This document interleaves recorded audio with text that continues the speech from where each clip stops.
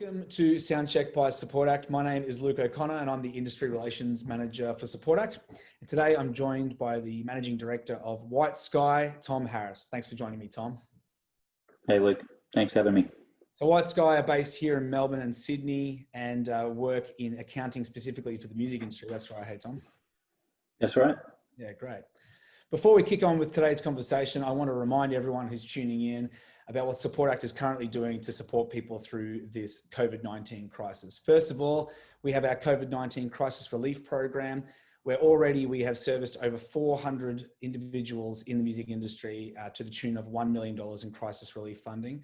If you are a professional in the music industry, whether you are an artist, independent musician, crew worker or music worker, so that's someone who works for a label, manager, etc., make sure you visit the Support Act website and fill in the crisis relief application now to see if you are eligible.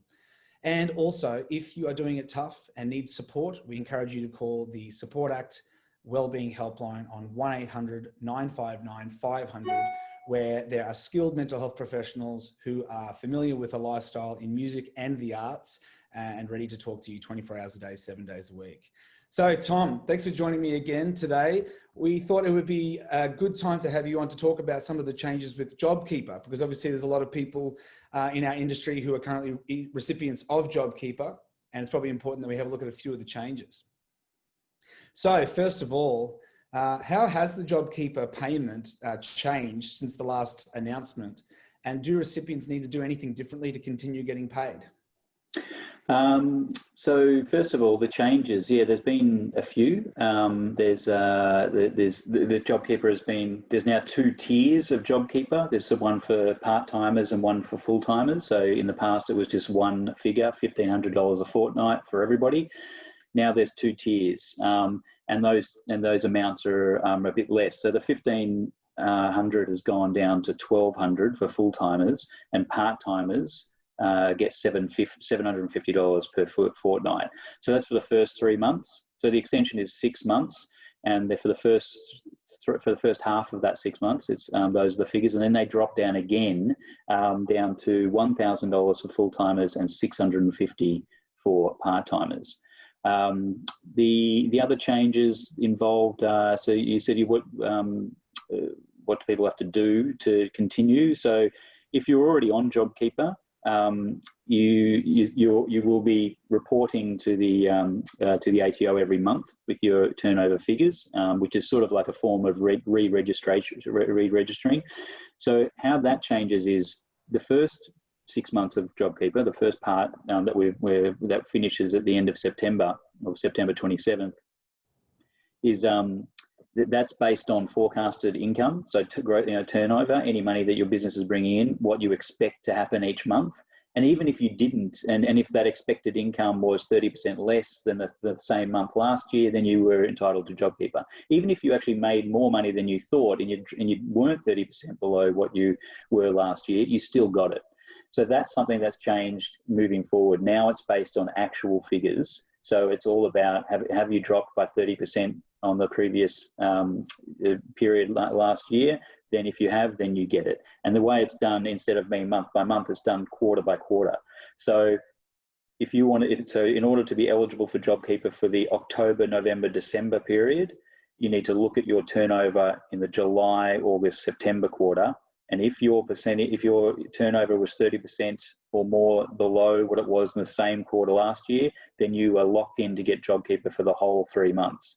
So so the good news on that is that you don't need to report back every month. It's just paperwork. Yes, less paperwork, less accounting fees. Once you get it, then you've got the peace of mind that you've got it for the next 3 months. And then again, into the January, March period, we look at the October, November, December quarter compared to October to December 2019. If you're 30% down, then you get it again. But of course, the amount that you're getting is dropping each time. It's going from $1,500 a fortnight down to $1,200 and then down to $1,000. So clearly the plan with this is clearly to sort of wean people off, which is going to be hard for particularly people in the music industry, because our industry is probably not going to be out of the woods by then. Okay, so a couple of questions, and excuse me if there's any curly ones here, but in light of that, have they changed the conditions around how much a person can earn still and still be receiving the JobKeeper subsidy? So the JobKeeper subsidy is very different to Jobseeker. So you can earn.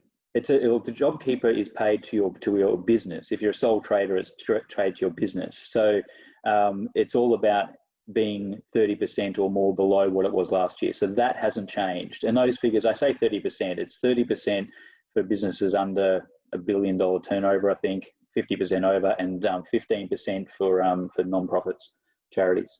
So for anyone basically tuning in, except for perhaps handling, it's 30%. Yeah. All right, great. So that would mean that your business would need to bounce back significantly in this time to not continue receiving JobKeeper, essentially. Yeah, well, I think it depends. Everyone's different. I mean, there's plenty of, look in hospitality industry, for example, like the hospitality industry, a lot of cafes and places like that have done quite well in turning into a takeaway delivery, service. And so their income may have dropped by, 60% or 100%. It might have gone down to zero at the start, but since they've rebuilt, now they're coming back up. So it doesn't necessarily need to bounce back dramatically. It just needs to get to 70% of what it was same time last year, okay, to be ineligible.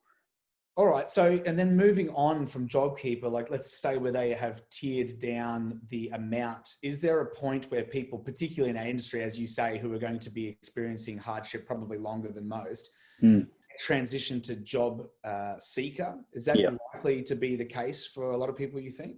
That's right, exactly. And there's going to be an interesting part about this is that you are able to get JobKeeper and Jobseeker at the same time. So there will be businesses in the music industry. I think this is going to be quite possible. We're going to see this. The reason being is that JobKeeper is a payment to a business, and it's based on the turnover.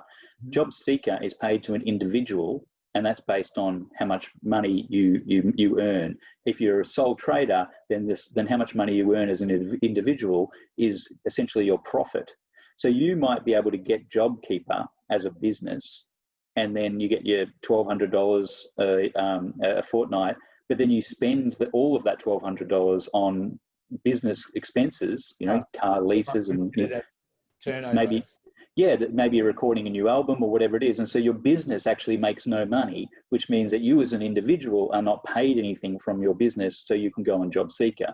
So I think that, that's the details is the same as last time we spoke. The details haven't come out yet. Legislation will be passed at the end of August 24th, I think it is, when Parliament goes back, will be voted on, and it'll be passed then. So the details are probably a few weeks away before we really see it. But that part seems pretty clear that that's going to be a possibility to be able to be on both and sort of wean off that way. And I think that's why they've left it in there, like they've left that possibility open. That kind of thinking, like having that kind of strategic overview of being able to take advantage of the system to its fullest, is just another reason why people should probably seek professional support with these kinds of things, I guess. Yeah. That's it. I think the staff at Centrelink aren't going to be able to help with that. And it would be great if the government could make these things really, really simple, but it just isn't. But the good news on that point is that last time when JobKeeper was announced, it was very rushed. It was announced there was a crisis. They needed to get it done, and when it was announced, it put a lot of pressure on the accountants and accounting industry, because it wasn't properly thought through. Whereas this one, they've got a lot more time, and I've read in the paper, I'm not involved, read that the government are working closely with accounting firms and tax experts to sort of work out the best way to do this in the simplest way. So when all the finer details are announced in a few weeks, it'll be much more clear than it was last time. I think we had a lot on the phone, Tom. What's that? I haven't had Josh on the phone asking for your advice on these matters. I've sent him a few emails. He hasn't replied. No, you probably could help with tailoring some of the music industry support packages. I think the last time it was, I'd love to be involved, but the last time it was a lot of headaches for music industry people, particularly sole traders and people who were directors of their own companies. Some of the unique things that we had, unique to our industry, were having multiple directors all working for a company like a band, and none of them on a proper wage, you know, and trying to get their JobKeeper for those guys was really hard. So, and none of that was cleared up before it was actually announced and was out there. Whereas this time around, it's going to be much more. I'm hoping it'll be much smoother. Okay, so you talked a little bit about the 2 tiers. How does a business, or obviously just to really ram the point home, a sole trader, which is a business, know which tier they are meant to fit into? How do they work that out? Yeah, so if you're an employee, it's easy. You just look at, it's whether you're paid full 38 or 40 hours a week, or if you're paid, less than your part-time. But you're right, for a sole trader, a partner, or a director of some of your own company, it's not that easy because you're usually not doing timesheets and so forth. So this is going to be, they've said this is up to ATO discretion, which basically means if you've got a good case to put forward, if you can argue the point that you were part-time or that you were full-time, then you're eligible for the full-time amount. You may get questioned on it. But the period that they're looking at is February 2020. So that's the month. You need to go back to February 2020 and think about what you were doing. If you were, I can't remember the exact, I think I have it here. The exact terminology was like, if you can show with reasonable confidence that you were engaged in your business for, enough hours to be justified as full-time, then you can qualify as full-time and then get the full JobKeeper amount. So this was not a problem last time because there was just one amount, $1,500 went to everyone. It didn't matter if you just did 1 hour a week working on your business, you got it. If you're a part-timer, who only worked, one shift a week, it didn't matter, you got the whole $1,500 for fortnight. Whereas this time they're fixing that mistake, but they're adding this extra kind of hurdle, which is going to be a bit of a challenge for sole traders, being able to sort of be able to prove how they or show. You don't have to prove, is prove's too strong. We just sort of show, with reasonable confidence that you were actually engaged running your business at the time, in February 2020. Do you think the proof required to show that will be a lot? Will be complicated, you think, to show that if you're a sole trader that you commit yourself full time to this work? I think I think if at a guess, I'd say that if you can show that you were not, I guess thinking of it another way, if you weren't earning money elsewhere, if this was the only thing you were doing, then you're pretty confident that you can say I was full time on this. Where it's going to be difficult is if you were doing 30 hours a week working on a different job, then it's going to be hard to say that I was doing this full time. Okay. I don't think it's going to be a matter of pulling out how many emails you sent or logbooks or anything like that. I think all of that stuff would help if you got audited or whatever. But really, I think if you've got a business and it was legitimately doing activity and making money and spending money, and you weren't doing another job, then you're pretty safe. You can be confident. Now, this obviously feeds into this conversation, but also around applying for other government money for businesses. But some advice that I received was to become an employee of my own company. I know this wasn't on our list of questions, but I wondered if you had any advice around that, which means that for state funding around business survival, etc., if you have employees, you can apply for it. In which case, I became an employee of my own company. Do you have you seen instances of that as well? Well, I mean, I can't speak specifically about every single state situation, but for all the federal, for the cash boost and for the JobKeeper, the employment arrangement to be eligible for those things had to be in place at March 13th, I think it was, or March 11th, maybe it was, which meant that you couldn't go back and retrospectively employ yourself or employ somebody and then get the benefits. And that was done for obvious reasons. So, Thankfully, so it's a quick thinker. yeah. So if you saw it coming and quickly signed the paperwork, but that I wouldn't advise anyone trying to do that. They're clearly onto it. There's a pretty obvious way to sort of game the system, I guess. Even if it's not gaming, if it's just totally fair enough, unfortunately that's the rule and it's there for a good reason. So that's bad luck. So on that question then, so like if a person's circumstances have changed with their own business, maybe they were still above the 30% off their turnover threshold up until recently, are they still able to apply for the JobKeeper subsidy now?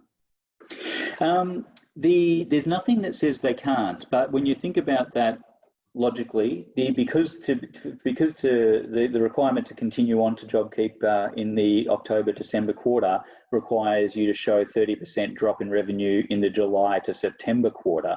So if you did drop in that quarter, then why didn't you sign up to JobKeeper at the time? So like, I don't think there shouldn't be any new JobKeeper applications with this, because it just doesn't make sense that you would be eligible if you're eligible for the new JobKeeper 2.0, then you would have been eligible for the first one, so you should have signed up then. Okay, great. All right, so we've touched on it a little bit already, but have the compliance obligations changed at all to continue receiving the payment, or is it just the same paperwork that people have been doing or outsourcing to their account up to this point? That information hasn't been released, but I can't imagine it'll change. I mean, other than going to monthly going to quarterly instead of monthly, which is a good thing. I can't imagine it'll be any different. Yeah, we'll have to wait and see on that one, I guess. So moving on to some of your insights into how the industry's dealing at the moment. I mean, first of all, it must be a challenge for you guys as an accounting organization with shifting requirements and waiting for legislation to pass. How's White Sky adapting to the ever-changing landscape? It's been really challenging. Like it's been a strange situation where we've lost an enormous amount of our work, because we do so much work with touring artists and around tours and tour accounting. And so we lost all that work, and then but then having all of this extra sort of burden working with clients whose businesses are in crisis, and then trying to learn all this new stuff and apply it. It's been a huge challenge, and the staff, my team have been incredible. They've been just going above and beyond. I think they've just stepped up more than what anyone could have ever asked, and it's formed a lot of really strong bonds between White Sky staff and their clients, which is a good thing. There's very much a just let's get through this together. The heartbreaking thing, particularly about what's happening in Victoria at the moment, is that the feeling that we had a month ago that we were coming out of this is now less certain. And I know there's a lot of businesses and a lot of industries that are hurting, but the music industry is right in the thick of it. We were the first to get shut down, and we'll be the last to get reopened. So the longer these virus cases continue to increase, the longer we're going to be waiting before we can get back to business. Tom, thank you so much for your time again today. Always illuminating. This is such important information for people to get their head around, and you make it so much easier for people to understand. So I really appreciate your time. Thanks, Luke. Anytime. Cheers. Joining us once again on Soundcheck. If you would like to call the Support Act Wellbeing Helpline, I encourage you to do so. It's available 24 hours a day, 7 days a week on 1-800-959-500. Also, check out our new mental health and wellbeing workshop series, On My Mind. You can find out more information about that on our Facebook page. And our next event is on the 13th of August, called Sitting with the Hard Stuff. I'll hopefully see you there. Thank you very much.